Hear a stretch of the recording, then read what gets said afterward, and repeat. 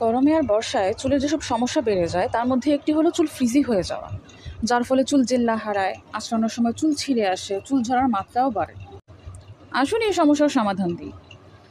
এখন আমি যে প্যাক রেডি করে দেখাবো তার জন্য প্রয়োজন হবে মাত্র 4টা উপকরণ: তিসির বীজ, আমলকি, মেথি, সরিষার তেল।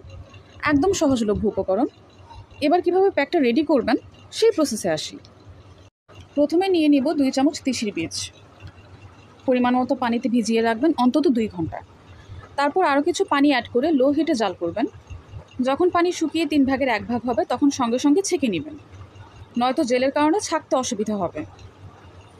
এবার এটা যোগ করবেন 1.5 চামচ পরিমাণ আমলকির গুঁড়ো আর 2 চামচ পরিমাণ মেথি গুঁড়ো, আর তারপর 1.5 চামচ পরিমাণ সরিষার তেল।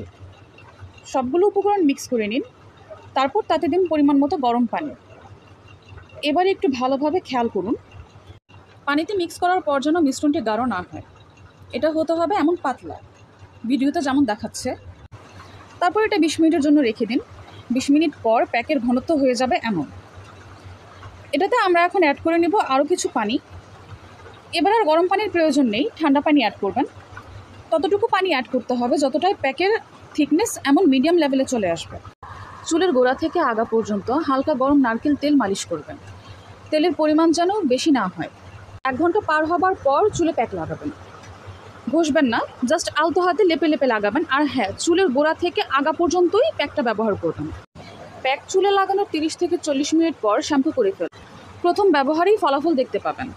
এটা যে শুধু চুলের ফ্রিজিনেস কমাবে তা না, চুল ঝরাও রোধ করবে, চুলের গ্রোথ বাড়াবে এবং চুলে এক্সট্রা শাইন এড করবে। প্যাকটি ব্যবহারের পর কেমন লাগলো কমেন্ট সেকশনে অবশ্যই আমাকে জানাবেন। ভালো থাকুন সবাই, ধন্যবাদ।